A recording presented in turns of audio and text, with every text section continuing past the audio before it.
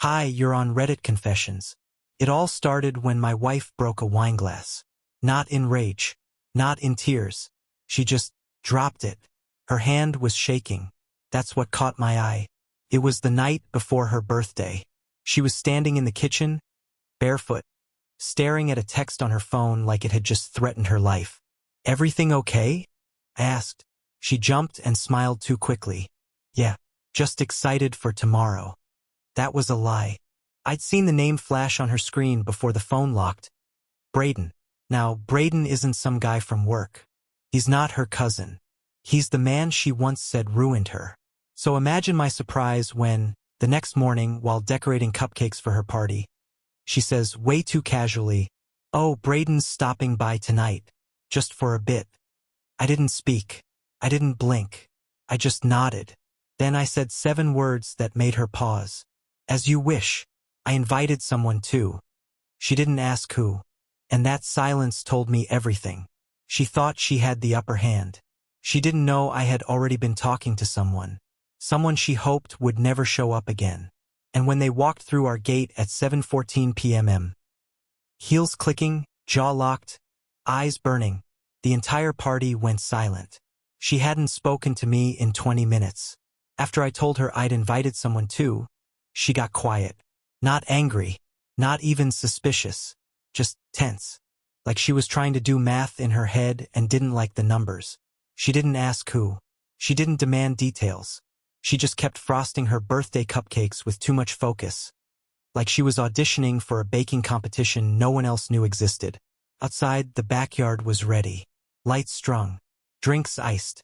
The playlist she spent 3 hours perfecting drifted from the Bluetooth speaker. Indie pop and soft synths. Her favorite mood. I'd set up chairs, moved the fire pit, even bought those overpriced citronella candles that never really work. She said she wanted the evening warm and unforgettable. She was about to get both. At 6:50, guests started arriving. Mutual friends. Her coworkers. Her Pilates instructor. People she'd told me about but never introduced. I did what I always do. Hovered near the cooler, offering drinks, nodding, smiling too much, trying not to feel like a guest at my own wife's party. She floated around like a host on a talk show, laughing, hugging, brushing past me with quick touches that felt rehearsed. I could tell she was scanning the crowd every few minutes, looking for him. At 7:08, she found him. I was by the grill when I saw her body tense. She stood straighter, smoothed her hair, and walked faster than usual toward the gate. And there he was, Braden, tan, tall, and disgustingly at ease. The kind of guy who wears cologne you can smell before you see him. He carried a bottle of red wine like he owned the place, waved at someone, winked at her, and she hugged him. 2 arms, full press, no hesitation. I looked away. I don't know what stung more, the hug, or the fact that she didn't introduce me to him until a full 7 minutes later. And even then, she said it like an afterthought. "Oh, Braden, this is Hartley, my husband." Braden offered a handshake. "Hey man, heard a lot about you. Not nice to meet you. Not congrats on the marriage. Just that, heard a lot about you." I shook his hand. Weak grip. His was stronger. He knew it. I smiled. Likewise. But inside, I was counting seconds. At 7:14, the front gate creaked again. And that's when she arrived. Every head near the fire pit turned. I saw people tilt their drinks mid-sip. Conversations died mid-sentence. She walked in wearing all black. Elegant. Minimal. Hair tied back in a way that said, "I didn't come here to eat cake." It was Elise, Braden's ex-wife. And suddenly, the party wasn't a party anymore. It was a showdown. The moment Elise walked in, I swear the air changed. Even the Bluetooth speaker hiccuped, like it got nervous. One of the citronella candles near the fence flickered out. She didn't say a word, just nodded at me, like we had an agreement. Technically, we did. But even I wasn't sure what it meant yet.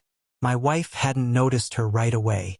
She was still laughing too loudly at something Braden was saying, probably some wild story from their golden past. But then one of her friends muttered, "Wait, is that Elise?" And just like that, her head snapped around. Her face dropped. Not in horror. Not in fear. In calculation. It was the same look she gave the thermostat when it blinks low battery. Not panic. Just quick, clinical assessment. Her eyes narrowed. Mouth firmed into a polite line. She stepped away from Braden without touching him, straightened her posture, and started walking toward the gate like she was about to ask someone to leave. But Elise didn't give her the chance. She stopped by the cooler, poured herself a drink without asking, and said clearly enough for everyone nearby to hear, "Don't worry, I won't stay long. Just thought I'd return the favor." Then she looked at me, only me, and raised her glass slightly, like a silent toast. My hands were sweating so much I almost dropped the tongs. My wife didn't speak to her. Not right away. She just stood there, blinking like she was trying to reboot. Then, finally, she walked over and said, "What are you doing here?" Elise smiled, but it didn't reach her eyes. "Didn't you invite Braden? I figured it was a reunion. I didn't want to be left out." "I didn't invite you," my wife said softly but firm. "I didn't need an invitation," Elise replied. Apparently, neither did he. It was like watching someone play chess in real time. My wife blinked twice. I could tell she was about to say something sharp, but then Braden appeared beside her, holding 2 glasses of wine and absolutely no sense of the temperature around him. "Oh, hey," he said casually, spotting Elise. "Wow, this is unexpected." Elise tilted her head. "Is it? We were married longer than you dated her." That landed like a punch in a room where no one was fighting. Yet, and me? I just stood there, a few feet away, holding a spatula and a tray of half-burnt veggie kebabs like some idiot background character in a soap opera. No one knew what to say, so I broke the silence. "Dinner's ready." Half the guests looked grateful. The other half looked like they wanted to stay and watch it all burn. My wife didn't move. Neither did Elise. But Braden grabbed a plate like this was just another Wednesday. And as I watched them circle each other around the patio like wolves who'd once shared the same den, I realized something. I wasn't even angry anymore. I was curious. Because Elise didn't come here to stir drama. She came here to finish something. And I still didn't know what it was. Dinner was strange. Not quiet, just misaligned. Conversations felt like mismatched shoes. One guest talked about a new dog, another about layoffs at her company. Someone else asked if we'd seen the new superhero movie, but no one could stop glancing toward the patio table where Braden, my wife, and Elise now sat like actors from 3 different movies who didn't know they'd been cast in the same scene. I sat across from them, next to a couple I barely knew from her gym. They were discussing hiking trails, but I couldn't focus. Elise wasn't eating. She picked at the food, nodding politely whenever someone spoke to her. But her attention never left my wife. It wasn't hatred. It was something colder than that. A kind of stillness, like she already knew how this night would end. My wife, on the other hand, was clearly trying to shift gears. Laughing, refilling wine glasses, complimenting outfits, snapping a few fake candid photos for Instagram. But her rhythm was off. She touched Braden's arm once, casually, like old friends do. I noticed Elise's eyes flick toward it, but she didn't say a word. She just took another sip and smiled. And that's when it happened. One of our friends, a guy named Kip who always brings weird imported beer, stood up, glass in hand, and said, "All right, folks, I think it's time for a toast to the birthday girl." Everyone clapped. Cameras came out. Glasses clinked. My wife smiled, stood up, and started her usual charming speech. "I just want to say thank you all for coming. I've got the best friends, the best memories, and honestly," she stopped. She had just glanced at Elise, who was standing now too, holding a glass of white wine and raising it slowly, deliberately, like a challenge. "May the next year bring more honesty," Elise said, "and fewer secrets." There was a pause, then a few nervous laughs, some confused clapping, and a half-hearted cheers from the other side of the yard. But Braden didn't laugh. He was staring at Elise now, his jaw tight. My wife tried to recover. "Well, here's to another trip around the sun." She raised her glass again, but it was shaky this time. And I just sat there, watching the tiny cracks in her voice turn into something she couldn't hide. Because Elise wasn't bluffing. She wasn't here to crash a party. She was here to expose something. And judging by the way Braden suddenly put down his drink and checked his phone like it had just buzzed with a warning, I wasn't the only one who felt it coming. I didn't know what was about to happen, but for once in my life, I wasn't afraid. I was ready. The toast ended, but the mood never recovered. Conversations limped forward. The music, once peppy, now felt like background noise in a tense scene from a movie no one had agreed to be in. People sipped their drinks slower. Some excused themselves early. I heard someone whisper, "This is weird," while walking past the cake table. No one touched the cupcakes. Braden was now pacing near the fence, phone in hand, clearly trying to look casual while texting someone with increasing urgency. My wife stayed at the center of the patio, half hosting, half surveilling Elise from across the yard like she was waiting for her to detonate. And Elise? She didn't move.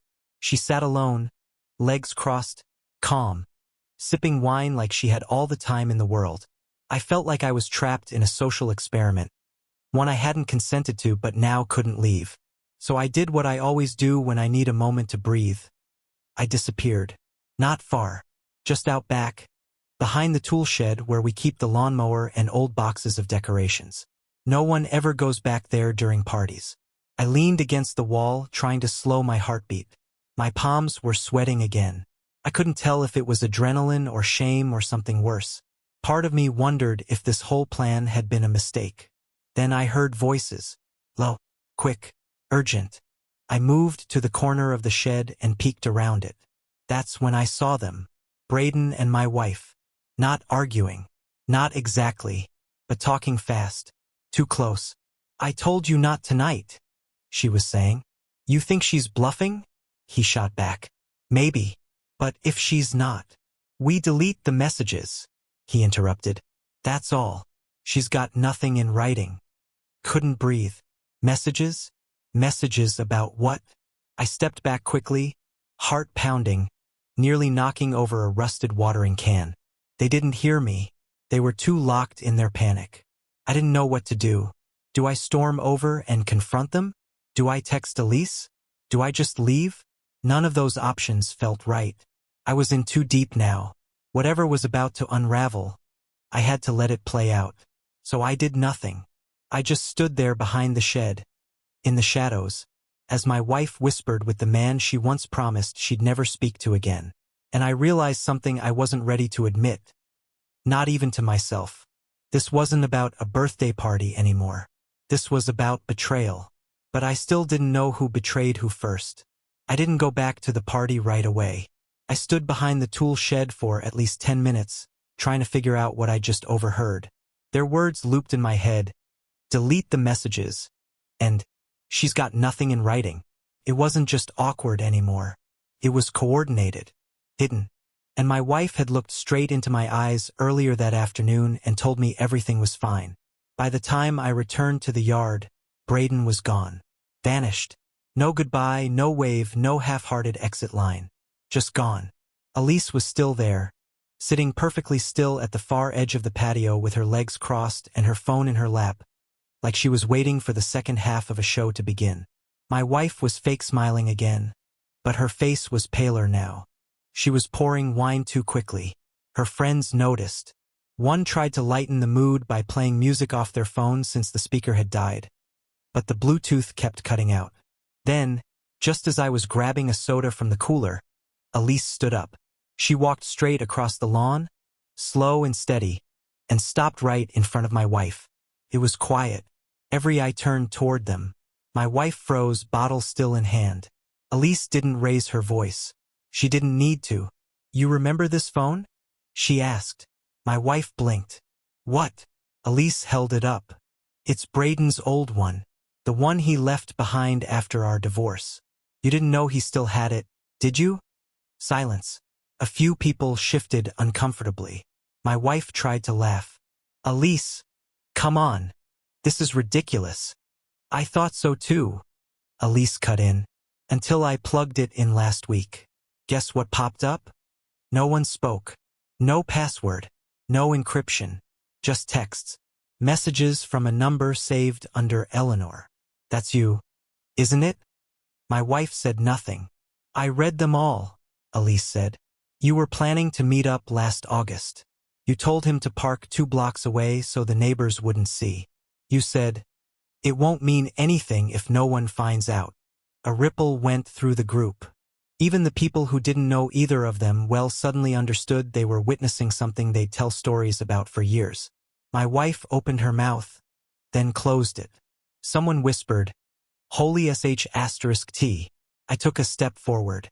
Elise turned to me, then, and her expression softened just slightly. She handed me the phone. "You should see for yourself. Don't take her word for it. Don't even take mine. Just read." My wife looked at me then. Really looked. And for the first time all night she looked scared. Not angry. Not defensive. Just scared. I took the phone. And suddenly, I realized why Braden had left the party. He knew this was coming. And he ran. But she didn't. She stayed. And now, she had to watch me read the truth. I didn't unlock the phone right away. I just held it. Felt heavier than it should have. Elise had walked away calmly, like someone who'd already filed her final report. The party had gone silent. Even the people pretending to check their phones weren't scrolling. They were listening. My wife stood frozen beside the table, one hand still on the wine bottle. She looked at me like I was holding a grenade and she wasn't sure whether to run or try to disarm it with her bare hands. Her mouth opened slightly, but no words came out. And I think in that moment, we both understood something that neither of us wanted to say out loud. She wasn't going to lie. Not because she didn't want to, but because there was no longer a lie available that would survive the truth. So I did the only thing I could. I put the phone in my pocket. Then I turned and walked slowly to the cake table. The one with the little gold 30 candles she'd picked out herself. The one she said was just sweet enough and not too flashy. I picked up the knife. I didn't say a word. I just cut it clean down the middle like I was performing surgery. She finally spoke. "Hartley, can we talk? In private?" I didn't look at her. "Everyone's watching," she added, quieter this time. I handed her the first slice, set it on a plate, even gave her a fork. Then I said, just loud enough for the guests near the patio to hear, "Let them." I passed out more slices. A few people took them politely. Most just held them awkwardly. Someone near the back asked where Braden had gone. No one answered. It wasn't until I passed a slice to Elise that she looked me in the eye again. "You haven't read it yet, have you?" she asked. "No," I said. "I will." She nodded, like that was all she needed to hear. My wife didn't touch her cake. She stood with her arms folded, a single lock of hair falling into her face, and I could tell she wasn't angry at Elise anymore. She was angry at herself, at how sloppily it had all unraveled, how easy it had been to build the lie, and how fast it all came apart in front of people she wanted to impress. And maybe, somewhere deep down, at me, for not protecting the illusion. The party was still technically going on. Music was still playing. Lights were still glowing overhead. But no one was dancing. No one was laughing. Even the mosquitoes had stopped buzzing. This wasn't a birthday anymore. It was a funeral for a version of our life that no longer existed. And as I stood there, watching my wife slowly begin to realize that she couldn't spin this moment into charm, into humor, into redemption, I finally understood why Elise had come. It wasn't revenge. It was closure. She hadn't come to ruin my wife's birthday. She'd come to bury what was already dead. I waited until the last guest left. Some offered awkward hugs.